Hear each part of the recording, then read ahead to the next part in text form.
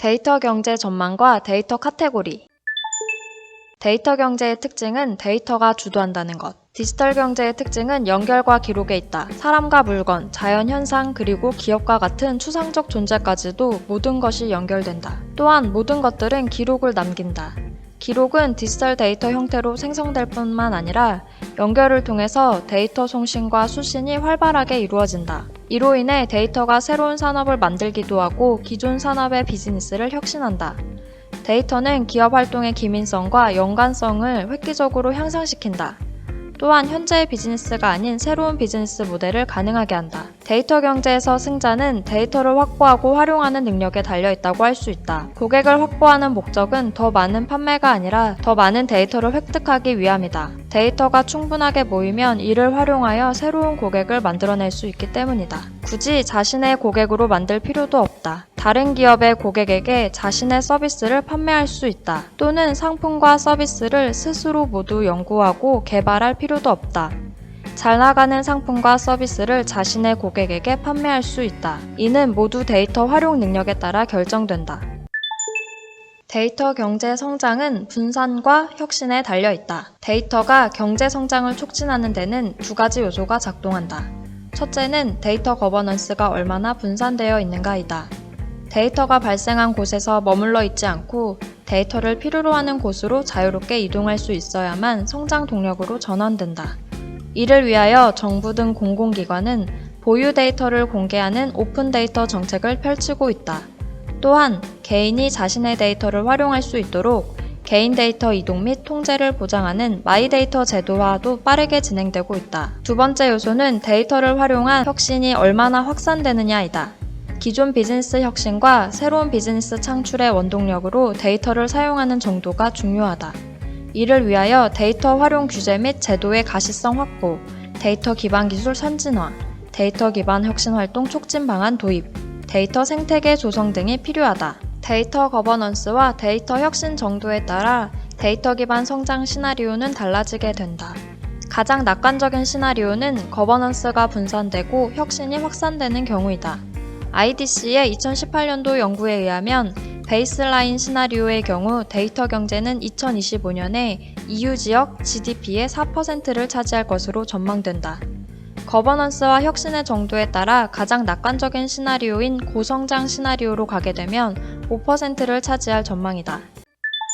우리나라의 데이터 경제 잠재력은 세계 5위이다. 2019년 1월에 하버드 비즈니스 리뷰에는 Which countries are leading the data economy? 라는 아티클이 게재되었다. 데이터와 AI는 2030년까지 전 세계에서 13조 달러의 가치를 창출할 것이라고 한다. 그리고 데이터가 만들어내는 가치는 석유 생산량이 그랬던 것처럼 국가의 경제 순위를 바꾸게 될 것이라고 전망했다. 동 아티클에서 다음 기준에 의하여 주요 국가의 데이터 경제 잠재력 순위를 평가했다. 규모, 원시 데이터 생산량, 국가에서 소비되는 브로드밴드 절대 규모로 판단, 사용, 데이터 사용 습관 크기, 인터넷에 접속된 액티브 사용자 수로 판단, 접근성, 생산되는 데이터에 대한 제도적 개방성, 복잡성, 디지털 활동의 복잡성과 복잡성을 대변하는 1인당 브로드밴드 소비량으로 판단. 위 평가 기준으로 주요 국가의 데이터 경쟁력을 비교하면 미국, 영국, 중국, 스위스, 대한민국, 프랑스, 캐나다, 스웨덴, 오스트레일리아, 체코 순이다. 우리나라는 데이터 접근성은 중간 수준이지만 1인당 브로드밴드 소비량이 미국과 스위스에 이어서 세계 3위인 점이 높게 평가되었다. 우리나라는 데이터 생산 환경으로는 뒤지지 않는 것이 사실이다. 하지만 데이터 공유를 통한 활용 측면에서는 제도화의 지연, 소비자 저항 수준이 높고 관련 데이터 비즈니스 스타트업 창업 등에서는 뒤떨어지고 있다고 평가된다. 동 연구에서 데이터 활용 측면 지수를 포함시켰다면 우리나라 순위는 5위보다는 상당히 낮은 수준이었을 것이다. 데이터 카테고리별로 같이 발전해야 한다. 데이터 카테고리는 오픈 데이터, 빅데이터, 마이데이터, 연구 데이터, 소셜 데이터 등으로 분류할 수 있다. 데이터 카테고리는 서로 배타적 개념은 아니다.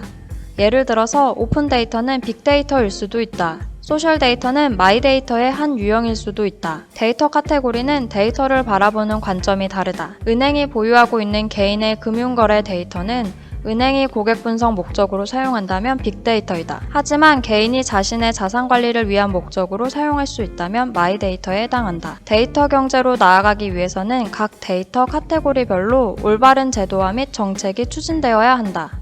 오픈 데이터는 누구나 데이터를 사용할 수 있도록 공개되는 데이터이다. 보통은 정부 및 공공기관이 데이터 공개의 주체가 된다. 민간 기업의 경우에도 대규모 고객을 보유하고 있는 유통회사, 통신회사, 금융회사 등도 보유 데이터를 공개하기도 한다. 오픈 데이터 이슈는 공개된 데이터의 활용을 어떻게 촉진할 것인가 하는 점이다. 빅데이터는 기업이나 정부기관 등 조직이 자신의 경영 성과를 높이기 위해서 사용하는 데이터이다. IoT와 개인이 데이터 원천이 되는 경우가 많다. 개인 데이터의 경우 개인의 데이터를 개인이 아니라 조직의 목적으로 사용함에 따른 개인정보 보호 이슈가 관건이다. 개인이 자신의 데이터 권리 보장을 확대하는 추세로 제도화가 이루어지고 있다. 마이데이터는 개인 데이터라고도 한다. 개인 등 데이터 발생 주체가 데이터 활용 및 통제 권한을 갖도록 보장하는 것을 뜻한다. 자신의 목적을 위해 자신의 데이터를 사용하는 것이기 때문에 개인정보 보호는 그다지 관련성이 없다. 다만 개인 데이터를 보유하고 있는 조직은 개인이 지정한 방식으로 데이터를 거의 무상으로 제공해야 하는 제도를 수립하는 것이 관건이다. 연구 데이터는 과학 데이터라고도 한다.